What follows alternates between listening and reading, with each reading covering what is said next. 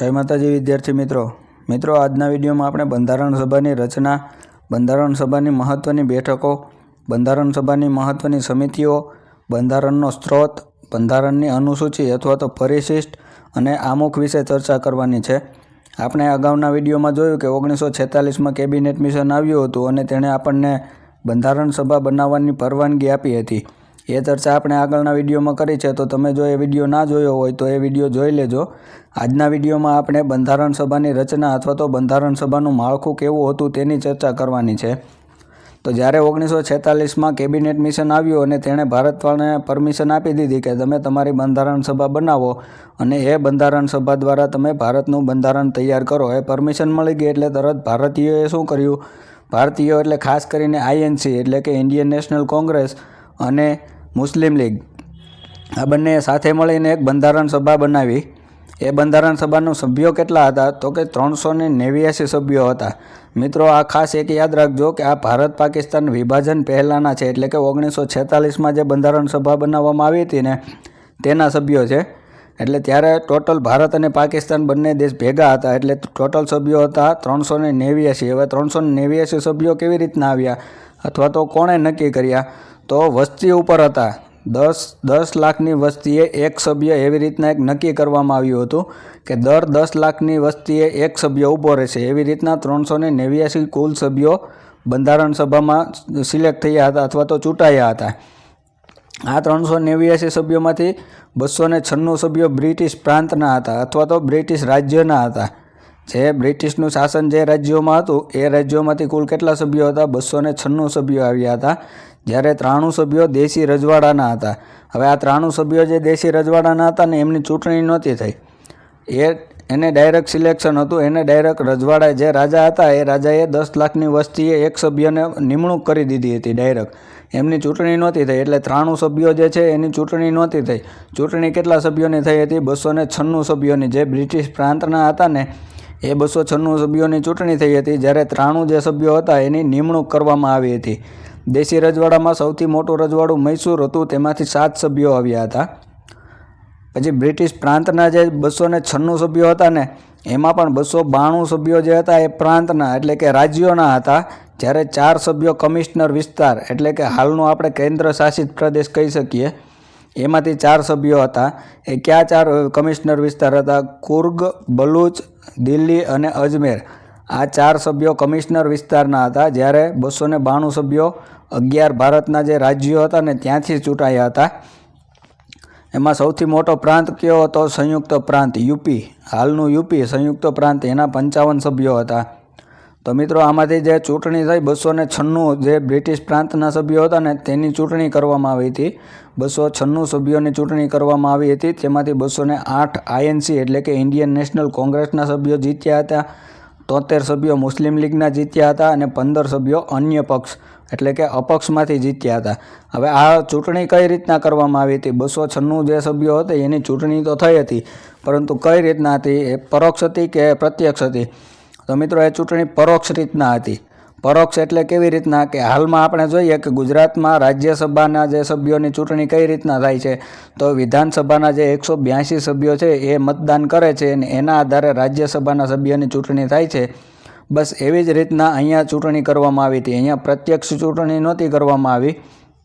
आज 296 सभ्योनी चूंटणी करवामां आवी हती ए परोक्ष चूंटणी हता। त्यारे पण विधानसभा अस्तित्वमां ज हती, एटले ए जे विधानसभाना सभ्यो जे हता ने एमणे मतदान करेલું હતું। आ 296 सभ्योनी चूंटणीमां ए विधानसभाना सभ्योए मतदान कर्युं हतुं ने तेमांथी 208 सीटो आवी हती आईएनसी एटले के इंडियन नेशनल कांग्रेसनी। 93 सीट मुस्लिम लीगनी हती अने 15 अन्य पक्षोनी जे सीटो हती ए आवी हती। तो मित्रों अहींया आंकड़ा खास याद राखजो के भारत पाकिस्तानना विभाजन पहेला कुल सीटो केटली हती? 389 सभ्यो हता। बंधारण सभामां कुल सभ्यो पूछे तो 389 सभ्यो हता, जेमांथी 296 ब्रिटिश प्रांतना हता अने 93 देशी रजवाड़ाना सभ्यो हता। 296 मांथी 4 कमिशनर विस्ताરના सभ्यो हता। चूंटणी केटला सभ्योनी थई हती? 296 सभ्योनी चूंटणी थई हती, जेमांथी 208 आईएनसी एटले के इंडियन नेशनल कांग्रेसना सभ्यो हता। 73 सभ्यो मुस्लिम लीगना हता अने 15 अन्य पक्षना सभ्यो हता। त्यार पछी ભારત પાકિસ્તાનનું વિભાજન થાય છે 1947 આપણે જાણીએ છીએ કે 15મી ઓગસ્ટ 1947 એટલે કે 14મી ઓગસ્ટની મધ્યરાત્રિએ ભારત અને પાકિસ્તાનનું વિભાજન થાય છે। એટલે ભારત પાકિસ્તાનના વિભાજન પછી જે સીટો પાકિસ્તાનમાં વહી ગઈ એનું શું કરવું, તો એ સીટોની બાદબાકી કરી દેવામાં આવી। જે ટોટલ 389 સીટો હતી એમાંથી 90 સીટ પાકિસ્તાનમાં જતી રહી। તેથી ભારતના બંધારણમાં કેટલી સીટો વધી હતી? 299 સીટો વધી હતી। આ સીટ જે છે એ ભારત પાકિસ્તાનના વિભાજન પછીની છે। 299 સીટો વધી હતી, એમાંથી 229 બ્રિટિશ પ્રાંતની હતી અને 93 દેશી રજવાડાની હતી। 70 જે હતી એ દેશી રજવાડાની હતી। હવે પહેલાં કેટલી હતી દેશી રજવાડાની? 93 સીટો હતી, એટલે કે 23 સીટો એમાં પાકિસ્તાનમાં જતી રહી, એટલે 70 સીટો દેશી રજવાડાની વધી અને 229 સીટો બ્રિટિશ પ્રાંતની વધી હતી। ત્યાર પછી ફરીથી ચૂંટણી નહોતી કરવામાં આવી। જે પાકિસ્તાનમાં 90 સીટો જતી રહી હતી એને બાદબાકી કરી દેવામાં આવી ને જે 299 સીટો એટલે કે 299 સભ્યો જે વધ્યા હતા એનાથી જ બંધારણ સભાનું કામકાજ ચાલતું હતું। એટલે ફરીવાર ચૂંટણી કરવામાં નહોતી આવી, પરંતુ જે પાકિસ્તાનમાં જતા રહ્યા એને જવા દીધા અને બાકીના જે વધ્યા ભારતમાં એ જે 299 સભ્યો દ્વારા બંધારણ સભા બનાવવાનું અથવા તો બંધારણ બનાવવાનું કામગીરી શરૂ કરવામાં આવી હતી। હવે બંધારણ સભા વિશે અમુક કેટલાક ફેક્ટ છે એ તમારે યાદ રાખવા જોઈએ કે એમાં સૌથી પ્રથમ છે સૌથી વધુ સભ્ય ધરાવતું બ્રિટિશ પ્રાંત કયું હતું? તો સંયુક્ત પ્રાંત હતું કે જેની 55 સીટો હતી। આપણે આગળ જોયું સંયુક્ત પ્રાંત એટલે કે યુપી, હાલનું યુપી કહેવાય છે, એની 55 સીટો હતી એ સમયે બ્રિટિશ પ્રાંતમાં। ત્યાર પછી સૌથી વધુ સભ્ય ધરાવતું રજવાડું કયું હતું? તો કે મૈસૂર હતું, એની 7 સીટો હતી। જ્યારે સૌથી ઓછા સભ્ય ધરાવતું રજવાડું હતું હૈદરાબાદ। ત્યાર પછી બંધારણ સભામાં અનુસૂચિત જાતિના સભ્યો કેટલા હતા? 30 સભ્યો હતા। બંધારણ સભામાં અનુસૂચિત જાતિના 30 સભ્યો હતા। ત્યાર પછી બંધારણ સભામાં મહિલા સભ્યો કુલ કેટલા હતા? તો કે 15 મહિલા સભ્યો હતા। આ પ્રશ્ન અવારનવાર પૂછાઈ ચૂક્યો છે, એટલે આ ખાસ યાદ રાખજો કે બંધારણ સભામાં કુલ કેટલા મહિલા સભ્યો હતા? 15 મહિલા સભ્યો હતા અને એ મહિલા સમૂહના અધ્યક્ષ કોણ હતા? તો હંસાબેન મહેતા હતા। જે 15 મહિલા સભ્યો હતા એ મહિલા સમૂહના અધ્યક્ષ હતા હંસાબેન મહેતા। એ હંસાબેન મહેતા એકમાત્ર ગુજરાતી મહિલા સભ્ય હતા। પ્રશ્ન એવો પૂછાઈ શકે કે બંધારણ સભામાં એકમાત્ર ગુજરાતી મહિલા કોણ હતા? તો એનો જવાબ આવશે હંસાબેન મહેતા। અથવા તો એવો પ્રશ્ન પૂછાઈ શકે કે બંધારણ સભામાં કુલ કેટલા મહિલા સભ્યો હતા? તો 15 મહિલા સભ્યો હતા, ખાસ યાદ રાખજો।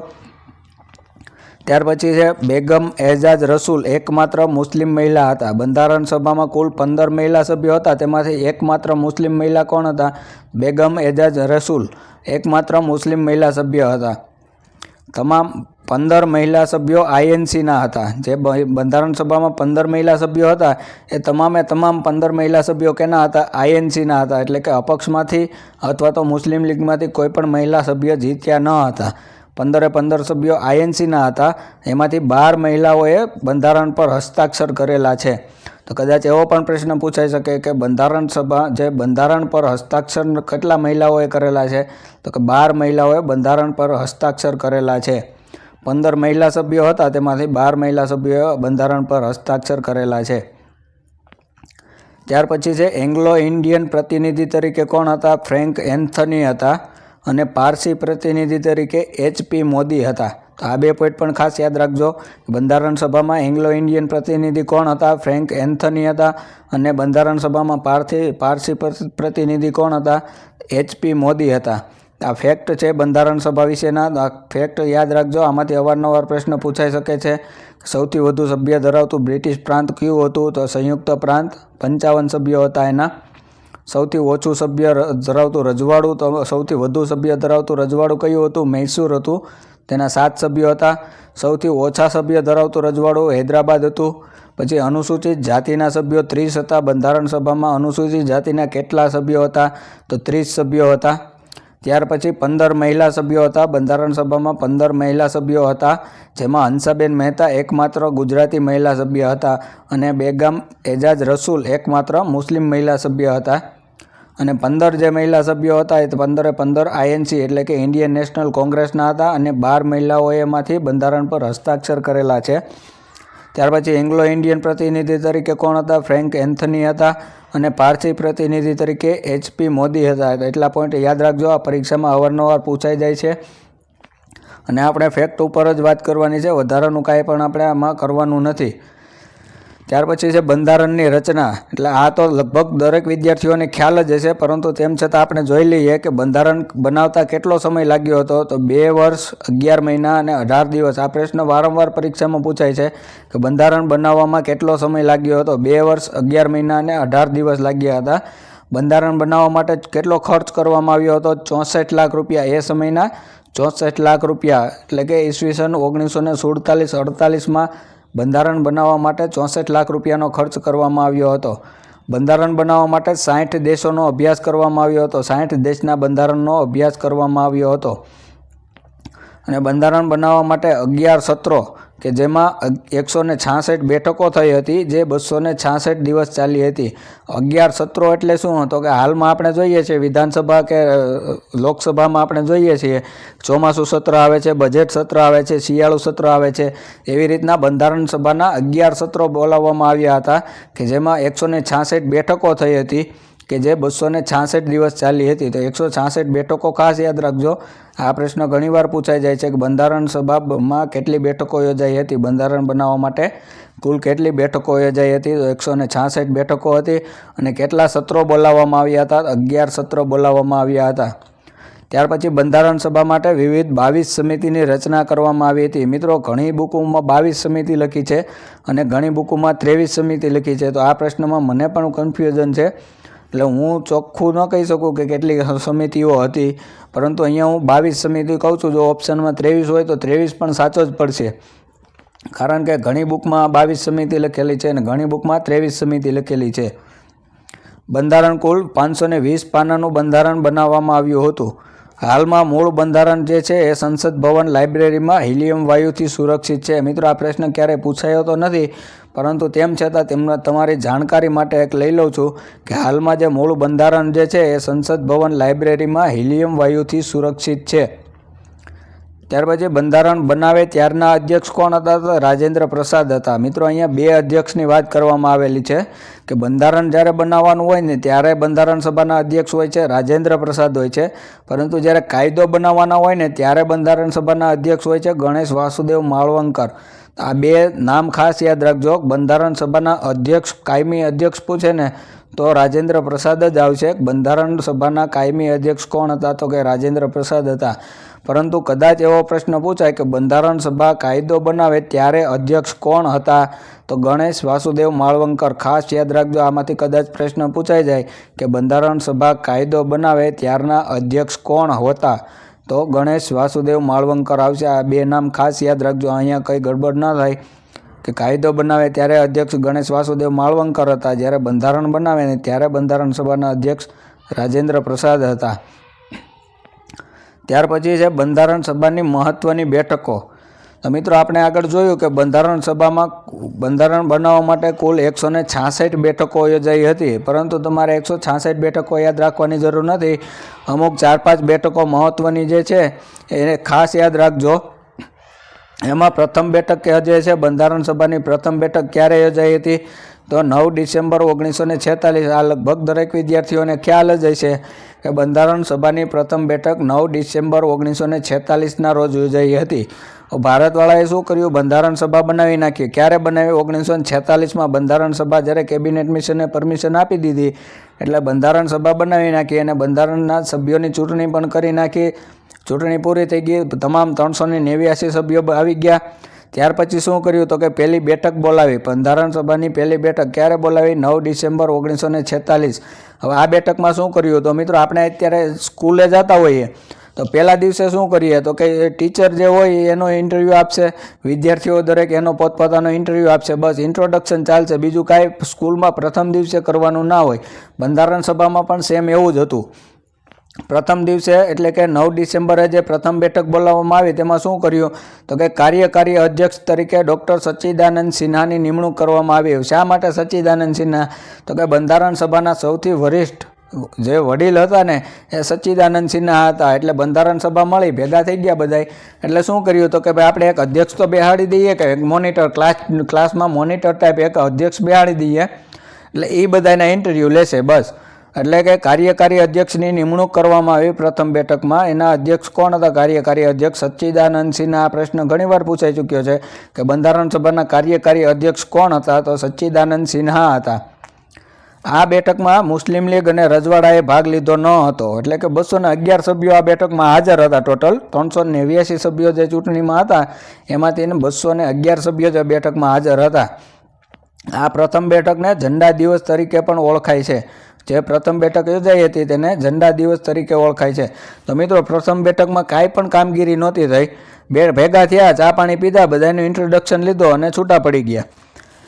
એક જ કામ કરવામાં આવ્યું હતું, કાર્યકારી અધ્યક્ષની નિમણૂક કરવામાં આવી હતી. ને પ્રથમ કાર્યકારી અધ્યક્ષ કોણ હતા? સચ્ચિદાનંદ સિન્હા હતા. આ એક નામ ખાસ યાદ રાખજો. ત્યાર પછી પ્રથમ બેઠક પૂરી થઈ ગઈ એટલે બીજા દિવસે રજા રાખી દીધી. 10 તારીખે રજા હતી અને બીજી બેઠક 11 ડિસેમ્બર 1946ના રોજ યોજવામાં આવી. એટલે કે 9 તારીખે પહેલી બેઠક યોજી, 10 તારીખે રજા રાખી દીધી, 11 તારીખે નાહી ધોઈને પાછા બધા ભેગા થઈ ગયા. હાલો આપણે બંધારણ સભાની બેઠક કરીએ, એવી રીતના એમ કરીને ભેગા થઈ ગયા. હવે આ બેઠકમાં શું નિર્ણય લેવામાં આવ્યો? તો કે આ બેઠકમાં કાયમી અધ્યક્ષ તરીકે રાજેન્દ્ર પ્રસાદની નિમણૂક કરવામાં આવી. આ પ્રશ્ન પણ વારે વારે પૂછાઈ ગયો છે કે બંધારણ સભાના કાયમી અધ્યક્ષ કોણ હતા? તો રાજેન્દ્ર પ્રસાદ આવશે. ત્યાર પછી એ બેઠકમાં ઉપાધ્યક્ષ તરીકે H.C. મુખર્જી અને V.T. કૃષ્ણમાચારીની નિમણૂક કરવામાં આવી અને બંધારણીય સલાહકાર તરીકે B.N. રાવની નિમણૂક કરવામાં આવી. મિત્રો બીજી બેઠક જે બોલાવવામાં આવી ને એમાં આટલું જ કામ કરવામાં આવ્યું હતું, બીજું કાંઈ નહોતું કર્યું. એક કાયમી અધ્યક્ષની નિમણૂક કરવામાં આવી કે કાયમી અધ્યક્ષ તરીકે રાજેન્દ્ર પ્રસાદની નિમણૂક કરી. પછી ઉપાધ્યક્ષ તરીકે H.C. મુખર્જી અને V.T. કૃષ્ણમાચારી, આ બંનેની નિમણૂક ઉપાધ્યક્ષ તરીકે કરવામાં આવી અને બંધારણીય સલાહકાર તરીકે B.N. રાવની નિમણૂક કરવામાં આવી. બસ બીજી બેઠકમાં આટલી કામગીરી કરી, ચા પાણી નાસ્તો કરીને બધાય છૂટા પડી ગયા. એટલે પહેલી બેઠકમાં શું કર્યું હતું? કાર્યકારી અધ્યક્ષની નિમણૂક કરવામાં આવી હતી, બધાનો ઇન્ટ્રોડક્શન લીધો. બીજી બેઠકમાં ગયા એટલે નક્કી કર્યું કે ભાઈ કાર્યકારી અધ્યક્ષ નહીં, આપણે કાયમી અધ્યક્ષની નિમણૂક કરી દો અને એના ઉપાધ્યક્ષની પણ નિમણૂક કરી દો કે અધ્યક્ષ હાજર ના હોય ત્યારે ઉપાધ્યક્ષ જે છે એ અધ્યક્ષને જવાબદારીને સંભાળશે. એટલે બીજી બેઠકમાં કાયમી અધ્યક્ષ તરીકે રાજેન્દ્ર પ્રસાદની નિમણૂક કરવામાં આવી, ઉપાધ્યક્ષ તરીકે H.C. મુખર્જી અને V.T. કૃષ્ણમાચારીની નિમણૂક કરવામાં આવી અને બંધારણીય સલાહકાર તરીકે B.N. રાવની નિમણૂક કરવામાં આવી. આ કામ માત્ર બીજી બેઠકમાં આટલું જ કામ કરવામાં આવ્યું હતું. ત્યાર પછી ફરી પાછી એક દિવસની રજા રાખી અને 12 ડિસેમ્બરની રજા રાખી અને 13 ડિસેમ્બરે ત્રીજી બેઠક મળી. 13 ડિસેમ્બર 1946ના રોજ ત્રીજી બેઠક મળી. હવે પહેલી બેઠક તો કે 9 ડિસેમ્બર, 10 ડિસેમ્બરે રજા, બીજી બેઠક 11 ડિસેમ્બર, 12 ડિસેમ્બરે રજા અને ત્રીજી બેઠક 13 ડિસેમ્બરે. હવે 13 ડિસેમ્બરે સવારે નાહી ધોઈને બધા ભેગા થઈ ગયા ફરી પાછા બંધારણ સભાની બેઠક બોલાવી. ચાલો બંધારણ સભાની બેઠક બોલાવી. હવે પાછા હાજર થયા એટલે પછી જવાહરલાલ નહેરુથી ના રહેવાનું. જવાહરલાલ નહેરુએ તરત ઊભા થઈને શું કીધું કે ભાઈ આપણે આ બંધારણ સભાની 2 બેઠકો બોલાવી, કાંઈ નથી કર્યું, ચા પાણી નાસ્તો કરીને છૂટા પડીએ છીએ, હવાણું કરીએ છીએ ને વાહ જેવું હોય કે બંધારણ સભાની બેઠકમાં આપણે ભેગા શા માટે થઈએ છીએ એ તો નક્કી કરો કે બંધારણ સભાની બેઠકો આપણે બોલાવીએ છીએ એનો ઉદ્દેશ્ય શું છે. એટલે ત્રીજી બેઠકમાં જવાહરલાલ નહેરુએ ઉદ્દેશ્ય પ્રસ્તાવ રજૂ કર્યો કે મારી નજરમાં બંધારણ સભાની આપણે જે બેઠક બોલાવીએ છીએ એનો ઉદ્દેશ્ય આવો હોવો જોઈએ અથવા તો ભારતનું બંધારણ આવું હોવું જોઈએ. એને એક ઉદ્દેશ્ય પ્રસ્તાવ રજૂ કરવામાં આવ્યો જવાહરલાલ નહેરુ દ્વારા કે જે ઉદ્દેશ્ય પ્રસ્તાવ ભારતનું બંધારણનું આમુખ બન્યું. ત્રીજી બેઠકમાં જવાહરલાલ નહેરુએ જે ઉદ્દેશ્ય પ્રસ્તાવ રજૂ કર્યો હતો એ ભારતની બંધારણનું આમુખ બને છે. તો મિત્રો ત્રીજી બેઠકમાં શું નિર્ણય લેવામાં આવ્યો હતો? તો કે જવાહરલાલ નહેરુએ એક ઉદ્દેશ્ય પ્રસ્તાવ રજૂ કર્યો હતો અને એ ઉદ્દેશ્ય પ્રસ્તાવને આગળ જતાં ભારતીય બંધારણના આમુખ તરીકે સ્વીકારવામાં આવે છે. તો અહીંયા એક પોઈન્ટ ખાસ યાદ રાખજો કે ઉદ્દેશ્ય પ્રસ્તાવ કોણે રજૂ કર્યો હતો? તો જવાહરલાલ નહેરુએ રજૂ કર્યો હતો. અને ક્યારે રજૂ કર્યો હતો? 13 ડિસેમ્બર 1946ના રોજ, ત્રીજી બેઠકના. ત્યાર પછી બંધારણ બનાવવાની કામગીરી શરૂ થાય છે. અલગ અલગ સ્થળોએ ઘણી બેઠકો મળે છે. તેમાંથી એક અગત્યની બેઠક જે છે 22 જુલાઈ 1947ના રોજ એક બેઠક મળે છે. આ બેઠકમાં ભારતીય રાષ્ટ્રધ્વજનો સ્વીકાર કરવામાં આવે છે. તો મિત્રો હજી ભારત પાકિસ્તાન અલગ નથી થયા, જોઈ લેજો. 22 જુલાઈ 1947 હજી ભારત પાકિસ્તાન હજી સંયુક્ત ભેગા જ છે હજી. કારણ કે આપણે જાણીએ છીએ કે ઓગસ્ટ 1947માં ભારત અને પાકિસ્તાનનું વિભાજન થયું. ત્યારે આ બેઠક 22 જુલાઈ 1947ના રોજ બોલાવવામાં આવી હતી. તે બેઠકમાં રાષ્ટ્રધ્વજનો સ્વીકાર કરવામાં આવ્યો હતો. હાલમાં જે ભારતનો રાષ્ટ્રધ્વજ છે એનો સ્વીકાર ક્યારે કરવામાં આવ્યો હતો? 22 જુલાઈ 1947ના રોજ. આ તારીખ ખાસ યાદ રાખજો મિત્રો, પરીક્ષામાં તારીખ સહિત પૂછાય છે કે ભારતીય રાષ્ટ્રધ્વજનો સ્વીકાર કઈ તારીખે કરવામાં આવ્યો હતો. તો 22 જુલાઈ 1947 આ એક ખાસ તારીખ યાદ રાખજો. પ્રથમ બેઠક, બંધારણ સભાની પ્રથમ બેઠક કઈ તારીખે મળી હતી? તો એની તારીખ પણ ખાસ યાદ રાખજો, 9 ડિસેમ્બર 1946. બીજી બેઠક મળી હતી 11 ડિસેમ્બર 1946. ત્રીજી બેઠક મળી હતી 13 ડિસેમ્બર 1946. ત્યાર પછી 22 જુલાઈ 1947ના રોજ રાષ્ટ્રધ્વજનો સ્વીકાર કરવામાં આવ્યો હતો. આ તારીખ પણ ખાસ યાદ રાખજો. ત્યાર પછીની એક તારીખ છે 26 નવેમ્બર 1949. અવારનવાર પરીક્ષામાં પૂછાઈ જાય છે. 26 નવેમ્બર 1949ની બેઠકમાં શું થયું હતું? તો કે 284 લોકોની સહીથી બંધારણ અપનાવાયું હતું. હવે બંધારણ આપણું કમ્પ્લીટ થઈ ગયું હતું. ક્યારે થયું હતું? 26 નવેમ્બર 1949ના રોજ. 2 વર્ષ 11 મહિના અને 18 દિવસનો સમય લાગ્યો હતો. એટલે 26 નવેમ્બર 1949ના રોજ ભારતનું બંધારણ થઈ ગયું હતું, તૈયાર થઈ ગયું હતું. અને એમાં 299 સભ્યોમાંથી 284 સભ્યો હાજર હતા. એ 284 સભ્યોની સહીથી બંધારણને અપનાવવામાં આવ્યું હતું. તેમાં 12 મહિલા સભ્યોએ સહી કરેલી હતી. 284માંથી 12 સભ્યો મહિલા સભ્યો હતા, એમણે સહી કરી હતી. બાકીના પુરુષ સભ્યો હતા જેમણે સહી કરેલી હતી. તો 299 સભ્યો ટોટલ બંધારણ સભામાં હતા, પરંતુ સહી કેટલા લોકોએ કરેલી છે? 284. આ ખાસ યાદ રાખજો કે 284 લોકોની સહીથી બંધારણને અપનાવવામાં આવ્યું હતું.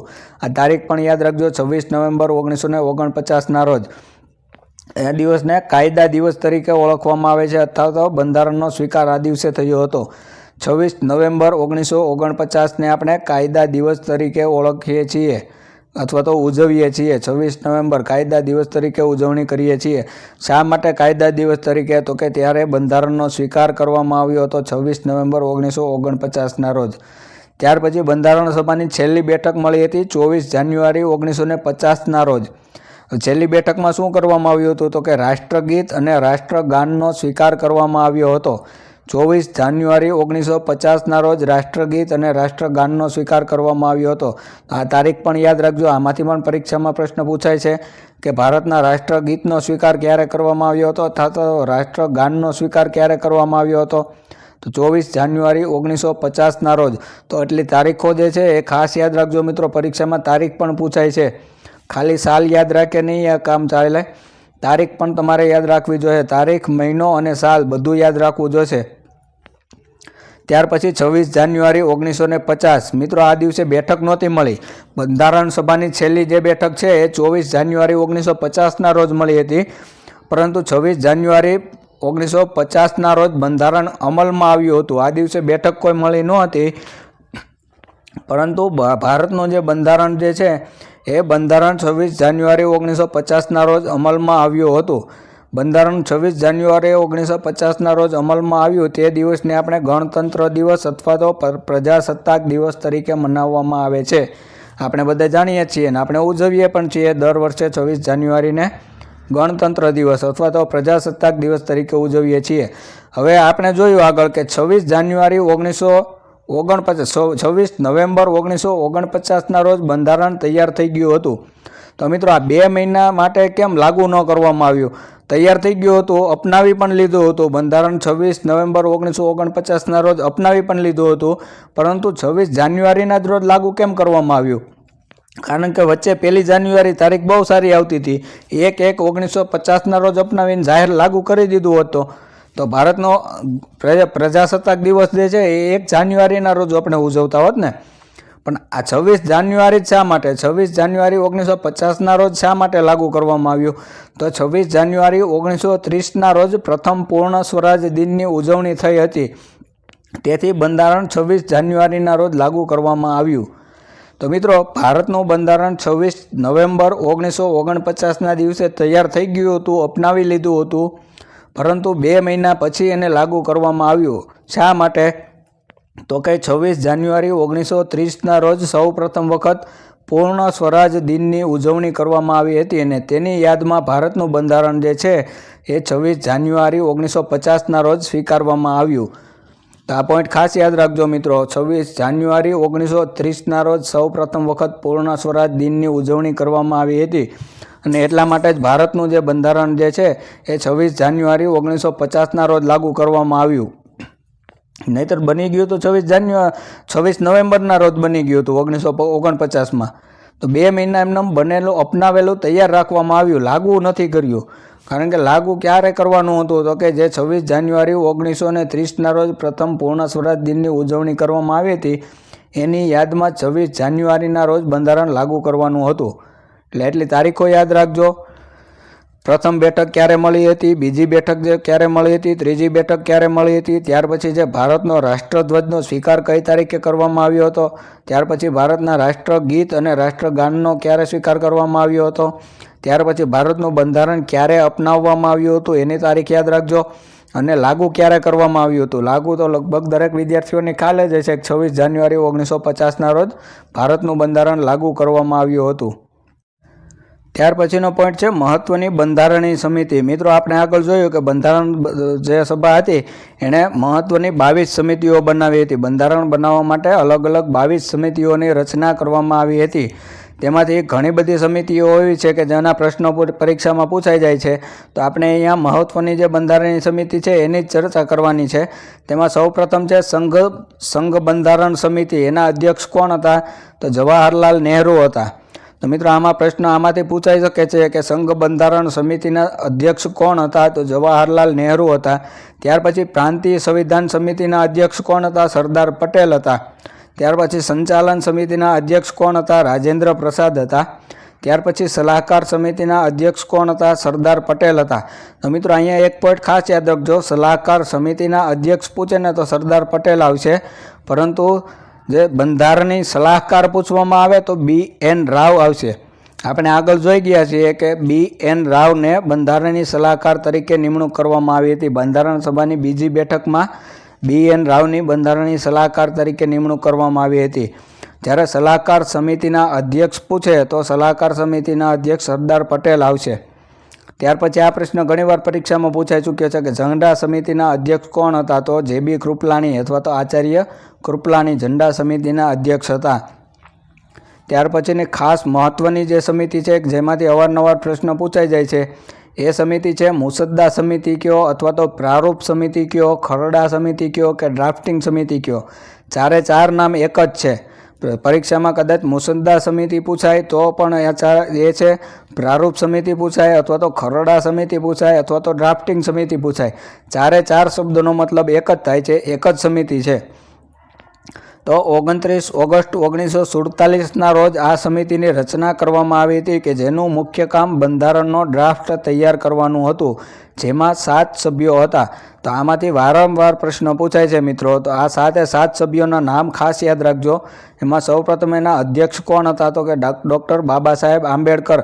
જે મુસદ્દા સમિતિના અધ્યક્ષ કોણ હતા? ડૉક્ટર બાબા સાહેબ આંબેડકર. અથવા તો પ્રારૂપ સમિતિના અધ્યક્ષ પૂછે, ખરડા સમિતિના અધ્યક્ષ પૂછે કે ડ્રાફ્ટિંગ સમિતિના અધ્યક્ષ પૂછે, જવાબ એક જ આવશે, ડૉક્ટર બાબા સાહેબ આંબેડકર હતા. ત્યાર પછી મિત્રો અન્ય જે 6 સભ્યો જે છે એના નામ યાદ રાખવા એટલા બધા અઘરા નથી, કારણ કે જે 6 સભ્યો છે એમાંથી મોટા ભાગના સભ્યોના નામમાં કૃષ્ણ ભગવાનનું નામ આવે છે. એમાં જોઈએ કે ગોપાલાચારી આયંગર, એમાં ગોપાલા એટલે કે ગોપાલ કૃષ્ણ ભગવાનનું નામ આવે છે. ત્યાર પછી અલ્લાદી કૃષ્ણસ્વામી અય્યર, આમાં પણ કૃષ્ણ ભગવાનનું નામ આવે છે. પછી N માધવરાય, એટલે માધવ એટલે કૃષ્ણ ભગવાનનું નામ થાય છે. પછી કનૈયાલાલ મુનશી, એ પણ કૃષ્ણ ભગવાનના નામ ઉપરથી છે. અને T કૃષ્ણમાચારી, એ પણ કૃષ્ણ ભગવાનના નામ ઉપરથી છે.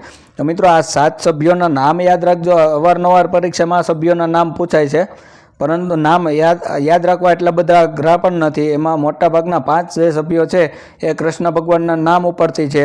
અધ્યક્ષ જે બાબા સાહેબ આંબેડકર છે એ તો દરેક વિદ્યાર્થીને આરામથી યાદ રહી જાય. અને એક મુસ્લિમ સભ્ય જે હતા સૈયદ મોહમ્મદ સાદુલ્લા કરીને મુસ્લિમ સભ્ય હતા. આ નામ યાદ રાખજો, કારણ કે અવારનવાર પરીક્ષામાં પૂછાઈ શકે છે. અથવા તો એવો પ્રશ્ન પૂછાઈ જાય કે મુસદ્દા સમિતિમાં મુસ્લિમ સભ્ય તરીકે કોણ સામેલ હતા?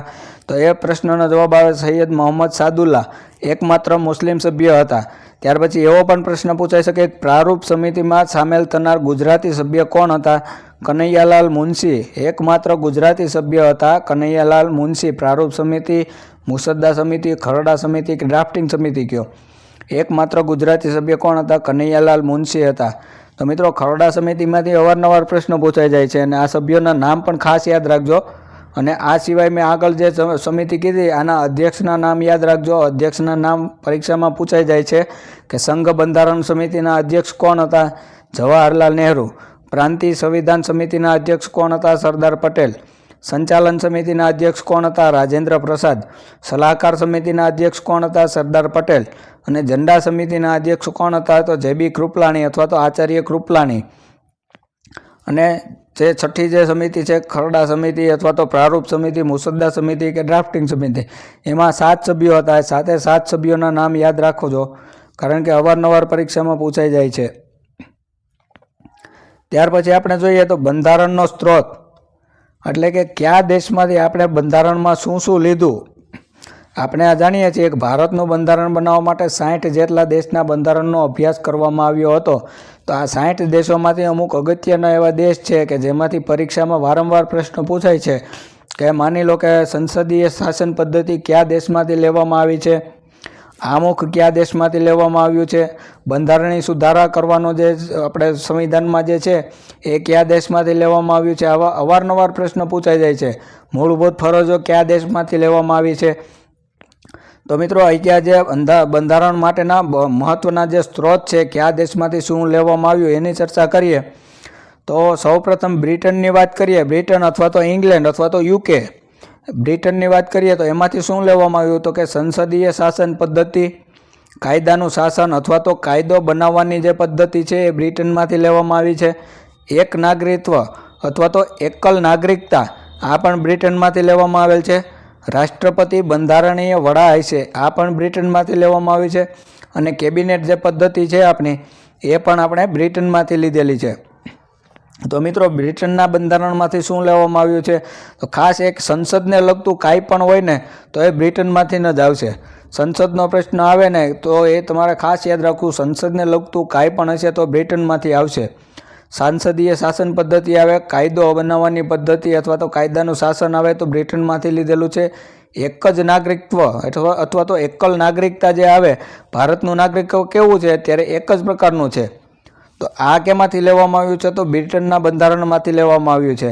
પછી રાષ્ટ્રપતિ બંધારણીય વડા તરીકે જે છે એ કેમાંથી લેવામાં આવ્યું છે? બ્રિટનમાંથી લેવામાં આવ્યું છે. અને કેબિનેટ પદ્ધતિ જે છે એ બ્રિટનમાંથી લેવામાં આવી છે. તો બ્રિટનમાંથી એટલું યાદ રાખજો, અવારનવાર પરીક્ષામાં પૂછાઈ જાય છે. ત્યાર પછી અમેરિકાના બંધારણમાંથી શું લીધું આપણે? તો આમુખ ખાસ યાદ રાખજો. આમુખ અને મૂળભૂત અધિકારો અથવા તો મૌલિક હક આમાંથી બેમાંથી વારંવાર પ્રશ્ન પૂછાય છે કે આપણે જે બંધારણમાં આમુખ આપેલું છે એ કયા દેશના બંધારણમાંથી લેવામાં આવ્યું છે, અથવા તો બંધારણમાં મૂળભૂત અધિકારો આપેલા છે એ કયા દેશના બંધારણમાંથી લેવામાં આવ્યા છે. આ 2 પોઈન્ટ ખાસ યાદ રાખજો મિત્રો. આમુખ અથવા તો મૂળભૂત અધિકારોનો પ્રશ્ન વારંવાર પૂછાય છે, અમેરિકાના બંધારણમાંથી લેવામાં આવેલું છે. ત્યાર પછી સુપ્રીમ કોર્ટને લગતું અથવા તો ન્યાયતંત્રને લગતું કાંઈ પણ પૂછાય તો એ પણ અમેરિકાના બંધારણમાંથી. જેવી રીતના સંસદનું પૂછાય ને તો બ્રિટન લખી દેવાનું, અને ન્યાયતંત્ર અથવા તો સુપ્રીમ કોર્ટનું કાંઈ પણ પૂછાય તો અમેરિકાનું લખી દેવાનું. તો અમેરિકાના બંધારણમાંથી આમુખ લીધેલું છે, મૂળભૂત અધિકારો લીધેલા છે, બંધારણીય સર્વોપરિતા લીધેલી છે, ઉપરાષ્ટ્રપતિ પદનું પદ જે છે એ પણ આપણે અમેરિકામાંથી લીધેલું છે. પછી સુપ્રીમ કોર્ટની રચના, ન્યાયતંત્રની સ્વતંત્રતા આ પણ આપણે અમેરિકાના બંધારણમાંથી લીધેલું છે. અને રાષ્ટ્રપતિ પર મહાભિયોગ, હાલમાં જે આપણે ભારતમાં રાષ્ટ્રપતિ પર મહાભિયોગની જે પદ્ધતિ છે એ પણ અમેરિકાના બંધારણમાંથી લીધેલી છે. તો અમેરિકાના બંધારણના એટલા પોઈન્ટ ખાસ યાદ રાખજો. આ પ્રશ્નો અવારનવાર પરીક્ષામાં પૂછાઈ જાય છે. એટલે અમેરિકાના બંધારણમાંથી શું લીધું એ પોઈન્ટ ખાસ યાદ રાખજો. આમુખ છે, મૂળભૂત અધિકાર છે, બંધારણની સર્વોપરિતા, ઉપરાષ્ટ્રપતિ, સુપ્રીમ કોર્ટની રચના, ન્યાયતંત્રની સ્વતંત્રતા અને રાષ્ટ્રપતિ પર મહાભિયોગ આ આપણે અમેરિકાના બંધારણમાંથી લીધેલું છે. ત્યાર પછી ઓસ્ટ્રેલિયાના બંધારણમાંથી શું લીધેલું છે? તો કે સંસદની બંને ગૃહોની સંયુક્ત બેઠક, જે સંયુક્ત બેઠક આપણા બંધારણમાં યોજવામાં આવે છે એ કેમાંથી લીધેલી છે? ઓસ્ટ્રેલિયાના બંધારણમાંથી લીધેલી છે. પછી આમુખની ભાષા જે છે એ ઓસ્ટ્રેલિયાના બંધારણમાંથી. આ પોઈન્ટ ખાસ યાદ રાખજો. આમુખ આપણે અમેરિકાના બંધારણમાંથી લીધેલું છે. આમુખ જે છે એ અમેરિકાના બંધારણમાંથી લીધેલું છે, જ્યારે આમુખની ભાષા પૂછે તો ઓસ્ટ્રેલિયાના બંધારણમાંથી લીધેલી છે. આ એક પોઈન્ટ ખાસ યાદ રાખજો મિત્રો. આમુખ પૂછે તો અમેરિકા અને આમુખની ભાષા પૂછે તો ઓસ્ટ્રેલિયા આવશે. ત્યાર પછી કેન્દ્ર અને રાજ્ય વચ્ચેના સંબંધો અથવા તો સમવર્તી સૂચિ સંયુક્ત યાદી એ ઓસ્ટ્રેલિયાના બંધારણમાંથી લેવામાં આવેલી છે. તો મિત્રો આ 3 પોઈન્ટ છે ઓસ્ટ્રેલિયાના બંધારણમાંથી જે અવારનવાર પરીક્ષામાં પૂછાય છે કે સંસદની બંને ગૃહોની સંયુક્ત બેઠક જે છે એ ઓસ્ટ્રેલિયાના બંધારણમાંથી લેવામાં આવેલ છે. આમુખની ભાષા જે છે ઓસ્ટ્રેલિયાના બંધારણમાંથી લીધેલ છે અને કેન્દ્ર અને રાજ્ય વચ્ચેના સંબંધો અથવા તો સમવર્તી સૂચિ જે છે એ ઓસ્ટ્રેલિયાના બંધારણમાંથી લેવામાં આવેલી છે. ત્યાર પછી આયર્લેન્ડના બંધારણમાંથી રાજ્ય નીતિના માર્ગદર્શક સિદ્ધાંતો અને રાષ્ટ્રપતિની ચૂંટણી પ્રક્રિયા આ બંને આપણે આયર્લેન્ડના બંધારણમાંથી લીધેલું છે. તો અહીંયા ખાસ એક યાદ રાખજો, રાજનીતિના માર્ગદર્શક સિદ્ધાંતો કયા દેશના બંધારણમાંથી લેવામાં આવ્યા છે? તો આયર્લેન્ડમાંથી લેવામાં આવેલા છે. હવે રાષ્ટ્રપતિ જે આપણે ચૂંટણી થાય છે, રાષ્ટ્રપતિની ચૂંટણી પ્રક્રિયા જે છે એ પણ આપણે આયર્લેન્ડના બંધારણમાંથી લીધેલી છે. તો આયર્લેન્ડના બંધારણ વિશે આ 2 પોઈન્ટ યાદ રાખજો. રાજનીતિના માર્ગદર્શક સિદ્ધાંતો અને રાષ્ટ્રપતિની ચૂંટણી પ્રક્રિયા આયર્લેન્ડના બંધારણમાંથી લીધેલી છે. ત્યાર પછી જર્મનીના બંધારણમાંથી શું લીધેલું છે? તો કે કટોકટી. એક જ પોઈન્ટ યાદ રાખવાનો, કટોકટી શબ્દ આવે એટલે જર્મની લખી દેવાનું. સંસદ આવે તો બ્રિટન, ન્યાયતંત્ર અથવા તો સુપ્રીમ કોર્ટ આવે તો અમેરિકા અને કટોકટી આવે એટલે જર્મની. આ પોઈન્ટ ખાસ યાદ રાખજો. કટોકટી આવે એટલે જર્મનીમાંથી જ લીધેલી છે. રાષ્ટ્રીય કટોકટી, નાણાકીય કટોકટી અને રાજ્ય કટોકટી ત્રણેય પ્રકારની કટોકટી આપણે જર્મનીના બંધારણમાંથી લીધેલી છે. ત્યાર પછી કેનેડામાંથી આપણે રાજ્યપાલની નિમણૂક, જે રાજ્યપાલનું પદ જે છે એ કેનેડામાંથી લીધેલું છે. રાજ્યપાલની નિમણૂક કઈ રીતના કરવી એ આપણે કેનેડાના બંધારણમાંથી લીધેલું છે. રશિયામાંથી શું લીધેલું છે? તો કે મૂળભૂત ફરજો. આ એક પોઈન્ટ યાદ રાખજો, અવારનવાર પરીક્ષામાં પૂછાઈ જાય છે કે મૂળભૂત ફરજો કયા દેશના બંધારણમાંથી લીધેલી છે? તો રશિયા. ઓપ્શનમાં રશિયા ન હોય ને સોવિયત સ્ટેટ હોય તો સોવિયત સ્ટેટ લખીને આવવાનું. કારણ કે જે સમયે આપણે બંધારણ આપણે બનાવવા બેઠા ત્યારે રશિયા અસ્તિત્વમાં નહોતું, ત્યારે સોવિયત સ્ટેટ તરીકે અસ્તિત્વમાં હતું. એટલે ખાસ યાદ રાખજો, જો ઓપ્શનમાં રશિયા ના હોય તો સોવિયત સ્ટેટ હશે. ઓપ્શનમાં સોવિયત સ્ટેટ લખી નાખવાનું, સોવિયત સ્ટેટ ઓફ રશિયા. એટલે મૂળભૂત ફરજો જે છે એ રશિયાના બંધારણમાંથી લેવામાં આવેલ છે. ત્યાર પછીનો અગત્યનો પોઈન્ટ છે દક્ષિણ આફ્રિકાના બંધારણમાંથી બંધારણીય સુધારા જે છે એ આફ્રિકાના બંધારણમાંથી લેવામાં આવેલ છે. અને રાજ્યસભાના સભ્યોની ચૂંટણી પ્રક્રિયા જે છે એ પણ આફ્રિકાના બંધારણમાંથી લેવામાં આવેલ છે. તો દક્ષિણ આફ્રિકાના બંધારણમાંથી બંધારણીય સુધારા અને રાજ્યસભાના સભ્યોની ચૂંટણી આ બંને દક્ષિણ આફ્રિકાના બંધારણમાંથી લેવામાં આવેલ છે. ત્યાર પછી ફ્રાન્સમાંથી શું લેવામાં આવેલ છે? તો કે આમુખમાં જે અમુક શબ્દો આપેલા જે છે, ગણતંત્ર અથવા તો પ્રજાસત્તાક શબ્દ છે, સ્વતંત્રતા જે શબ્દ છે, પછી સમાનતા શબ્દ છે અને બંધુત્વ શબ્દ. આમુખમાં જે 4 શબ્દો આપેલા છે ને એ 4 શબ્દો ફ્રાન્સના બંધારણમાંથી લીધેલા છે. તો આ પોઈન્ટ ખાસ યાદ રાખજો, બંધુત્વ શબ્દ, સમાનતા શબ્દ, સ્વતંત્રતા શબ્દ અને ગણતંત્ર અથવા તો પ્રજાસત્તાક શબ્દ કેમાંથી લીધેલ છે? તો કે ફ્રાન્સના બંધારણમાંથી લીધેલ છે. અને જાપાન આવે એટલે કાયદો લખી નાખવાનો. જાપાનના બંધારણમાંથી શું લીધેલું છે? તો કે કાનૂન અંગે જોગવાઈ અથવા તો કાયદા દ્વારા પ્રસ્થાપિત પ્રક્રિયા. કાયદાનો પ્રશ્ન આવે અથવા તો કાનૂનને લગતો પ્રશ્ન આવે તો જાપાન લખી નાખવાનું.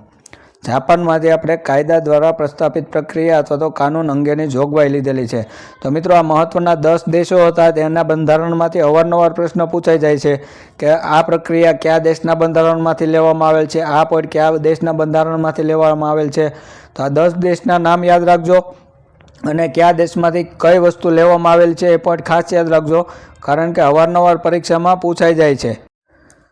ત્યાર પછીનો પોઈન્ટ છે બંધારણની અનુસૂચિ અથવા તો પરિશિષ્ટ. મિત્રો આમાંથી અવારનવાર બેઠો પ્રશ્ન પૂછાઈ જાય છે કે પગાર અને ભથ્થા વિશેની જોગવાઈ બંધારણની કઈ અનુસૂચિમાં આપેલી છે, અથવા તો રાજ્યસભાની સીટોની વહેંચણી બંધારણની કઈ અનુસૂચિમાં આપેલી છે.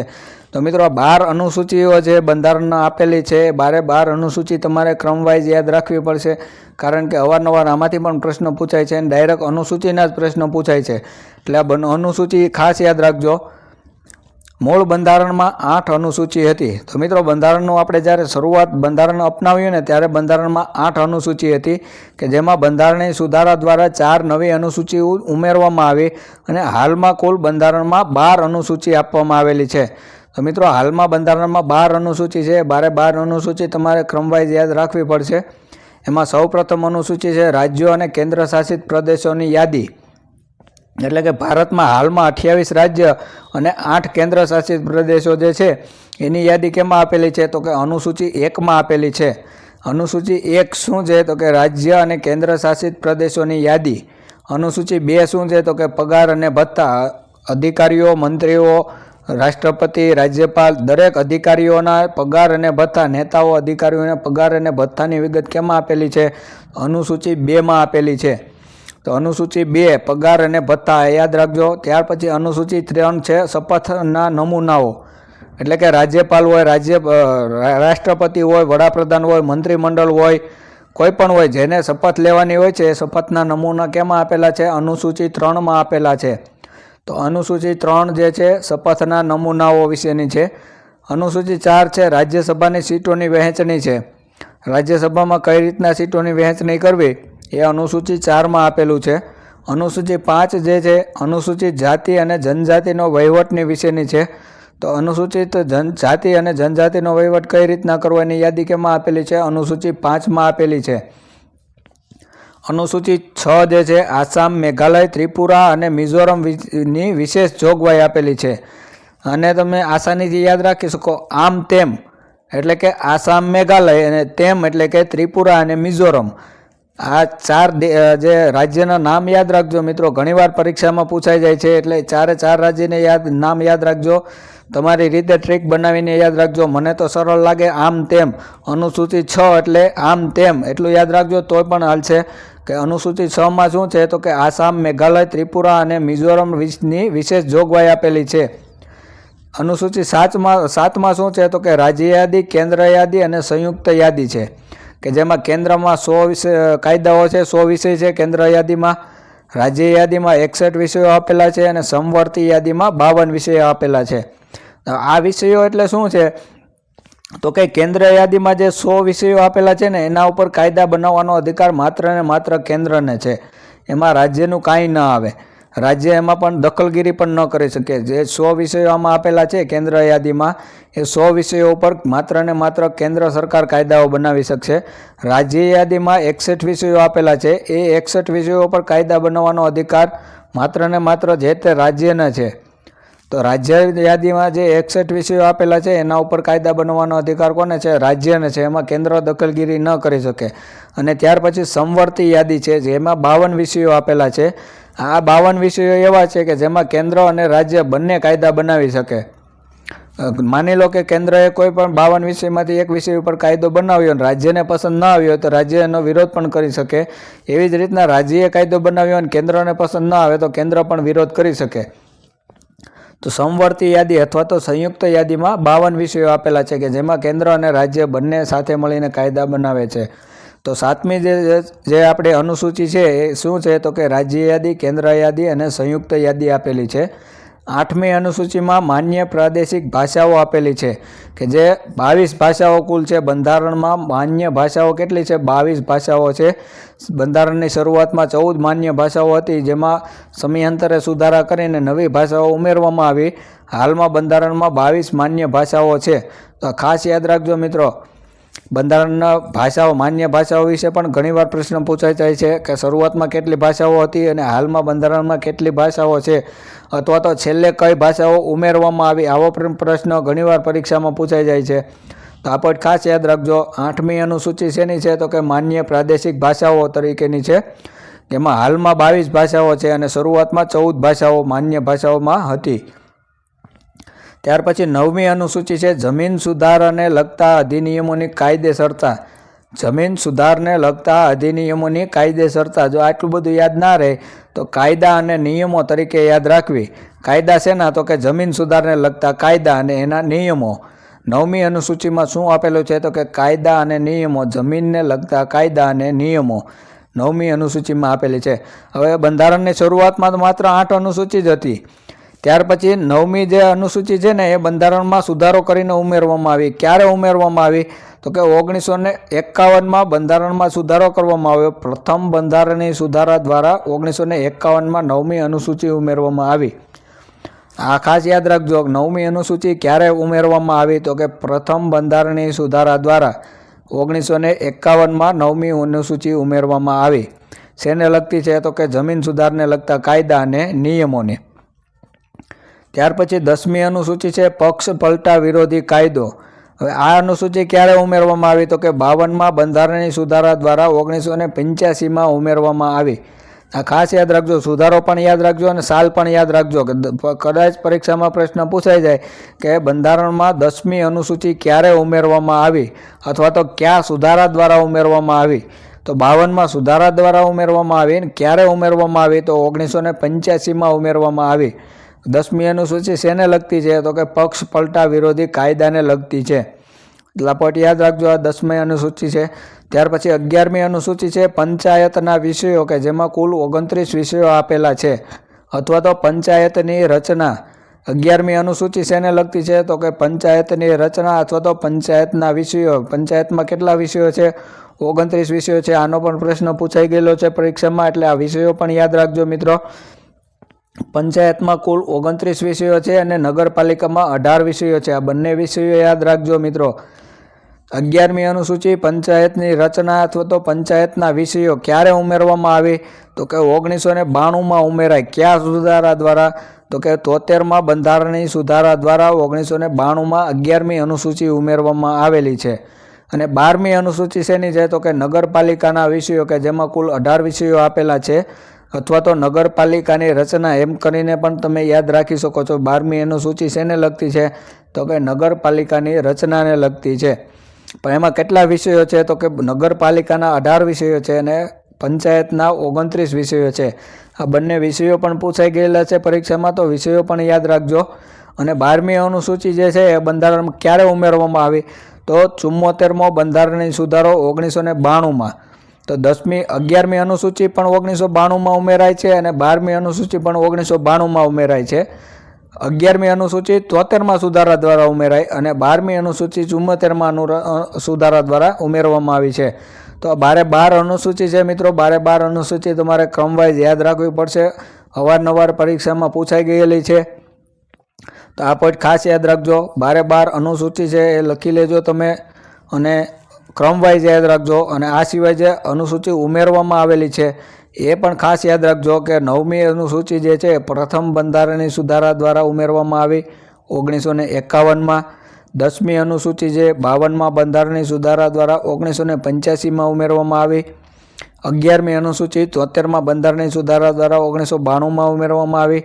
અને 12મી અનુસૂચિ 74માં બંધારણીય સુધારા દ્વારા 1992માં ઉમેરવામાં આવેલી છે.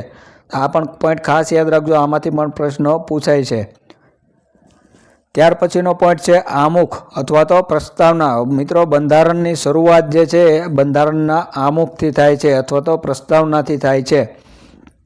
આમુખ તમારે યાદ રાખવાની જરૂર નથી, પરંતુ આમુખને લગતા અમુક ફેક્ટ જે છે કે જેમાંથી અવારનવાર પ્રશ્નો પૂછાય છે, આપણે ફેક્ટની ચર્ચા કરવાની છે મિત્રો. તો આમુખ જે છે એ બનાવનાર કોણ? આમુખ નહોતું મિત્રો. શરૂઆતમાં જે બનાવ્યું હતું ને એ ઉદ્દેશ્ય પ્રસ્તાવ તરીકે બનાવેલું હતું. કોણે બનાવ્યું હતું? BN રાવે બનાવેલું હતું. એટલે સૌ પ્રથમ શરૂઆતમાં BN રાવે એક ઉદ્દેશ્ય પ્રસ્તાવ બનાવેલો હતો. ઉદ્દેશ્ય પ્રસ્તાવ રજૂ કરનાર કોણ હતા? તો કે જવાહરલાલ નહેરુ. આપણે આગળ જોયું બંધારણ સભાની ત્રીજી બેઠક જે 13 ડિસેમ્બર 1946ના રોજ મળી, એ બેઠકમાં જવાહરલાલ નહેરુએ એક ઉદ્દેશ્ય પ્રસ્તાવ રજૂ કરેલો હતો.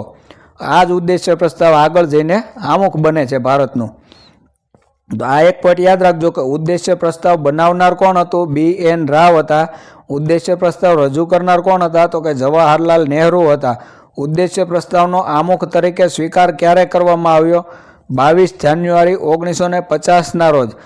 જવાહરલાલ નહેરુએ જે ત્રીજી બેઠકમાં ઉદ્દેશ્ય પ્રસ્તાવ રજૂ કર્યો હતો, એ ઉદ્દેશ્ય પ્રસ્તાવનો આમુખ તરીકે સ્વીકાર ક્યારે કરવામાં આવ્યો? 22 જાન્યુઆરી 1950ના રોજ. આ પોઈન્ટ ખાસ યાદ રાખજો મિત્રો, પરીક્ષામાં આમાંથી પ્રશ્નો પૂછાય છે. ત્યાર પછી આમુખનો સ્ત્રોત. આમુખ કયા દેશમાંથી લેવામાં આવ્યું? આપણે આગળ જોઈ ગયા કે અમેરિકામાંથી આમુખ લેવામાં આવેલું છે. અને આમુખની ભાષા જે છે એ ઓસ્ટ્રેલિયાના બંધારણમાંથી લેવામાં આવેલી છે. આપણે આગળ ચર્ચા કરેલી જ છે મિત્રો આ વિશેની. તો આ પોઈન્ટ પણ ખાસ યાદ રાખજો. આમુખ કયા દેશમાંથી લેવામાં આવ્યું છે? અમેરિકામાંથી. અને આમુખની ભાષા જે છે એ ઓસ્ટ્રેલિયાના બંધારણમાંથી લેવામાં આવેલી છે. આમુખમાં અત્યાર સુધીમાં માત્ર ને માત્ર એક જ વાર સુધારો કરવામાં આવ્યો છે. આમુખમાં સુધારો ક્યારે થયો? તો કે 42માં બંધારણીય સુધારો જે હતો 1976માં, ત્યારે આમુખમાં સુધારો કરવામાં આવેલો છે. આમુખમાં અત્યાર સુધીમાં એક જ વાર સુધારો કરવામાં આવેલો છે, અને ક્યારે હતો? તો 1976માં 42માં બંધારણીય સુધારા દ્વારા આમુખમાં સુધારો કરવામાં આવેલો હતો. અને આ સુધારામાં આમુખમાં 3 નવા શબ્દો ઉમેરવામાં આવ્યા હતા. આ પણ પ્રશ્ન વારંવાર પરીક્ષામાં પૂછાઈ જાય છે મિત્રો. ત્રણેય શબ્દો ખાસ યાદ રાખજો કે 42માં બંધારણીય સુધારા દ્વારા આમુખમાં કયા 3 શબ્દો ઉમેરવામાં આવ્યા હતા. આવો પ્રશ્ન અવારનવાર પરીક્ષામાં પૂછાય છે.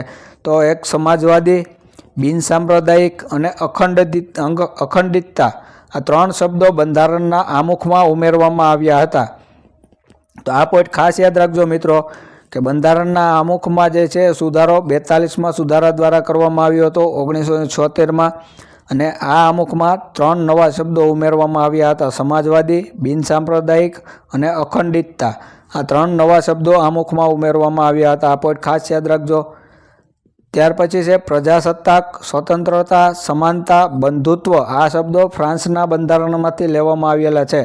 તો આપણે આગળ જોઈ ગયા મિત્રો કે ફ્રાન્સના બંધારણમાંથી જે ભારતના બંધારણના આમુખમાં જે શબ્દો છે ને એ ફ્રાન્સના બંધારણમાંથી લેવામાં આવ્યા છે. કયા કયા શબ્દો છે? તો પ્રજાસત્તાક અથવા તો ગણતંત્ર, સ્વતંત્રતા, સમાનતા અને બંધુત્વ. આ 4 જે શબ્દો છે એ ફ્રાન્સના બંધારણમાંથી લેવામાં આવ્યા છે. જ્યારે ન્યાય શબ્દ જે છે એ રશિયાના બંધારણમાંથી લેવામાં આવેલો છે. તો આમુખમાં જે ન્યાય શબ્દનો ઉલ્લેખ છે ને એ રશિયાના બંધારણમાંથી લેવામાં આવેલો છે. જ્યારે પ્રજાસત્તાક, સ્વતંત્રતા, સમાનતા અને બંધુત્વ, આ 4 શબ્દો છે એ ફ્રાન્સના બંધારણમાંથી લેવામાં આવેલા છે. તો મિત્રો આ છે આપણા દેશનું આમુખ કે જે તે સમયે આપણા જે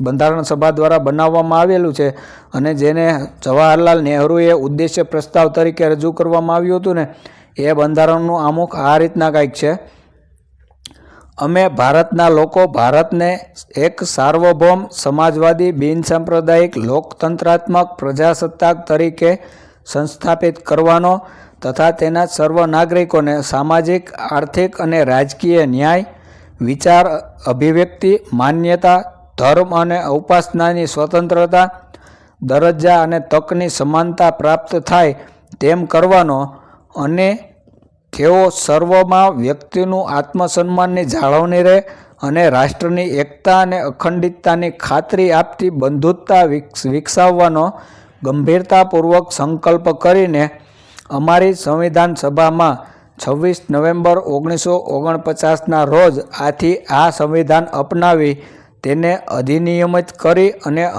અમને પોતાને અર્પિત કરીએ છીએ. તો મિત્રો આમુખ તમારે યાદ રાખવાની જરૂર નથી. આમુખના જે ફેક્ટ જે છે એ આપણે ઉપર ચર્ચા કરી લીધેલી છે કે આમાંથી અવારનવાર પ્રશ્નો પૂછાય છે. તો આ ફેક્ટ યાદ રાખજો મિત્રો. આમુખના ખાસ આમાંથી ઘણીવાર પ્રશ્નો પૂછાઈ જાય છે, તો એ ફેક્ટ યાદ રાખજો. અને આ સિવાય આમુખ જે છે ને એના અંગે કેટલાક વ્યક્તિઓના મંતવ્યો છે એમાંથી પણ પ્રશ્નો પૂછાય છે. તો આપણે એ પણ જોઈ લઈએ કે આમુખ અંગે વ્યક્તિઓના મંતવ્યો. તો આમુખ વિશે કોણે શું કહ્યું છે એ પણ અવારનવાર પરીક્ષામાં પૂછાય છે. તો આમુખ એ બંધારણનું હૃદય છે આવું કોણે કીધેલું છે? તો કે ઠાકુરદાસ ભાર્ગવે.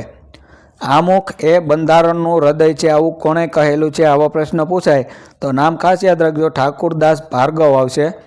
ત્યાર પછી આમુખ જે એ રાજકીય જન્મકુંડળી છે આવું કોણે કીધેલું છે? તો કે કનૈયાલાલ મુનશીએ કીધેલું છે. આમુખ એ બંધારણની રાજકીય જન્મકુંડળી છે આવું કોણે કીધું? કનૈયાલાલ મુનશીએ કીધેલું છે.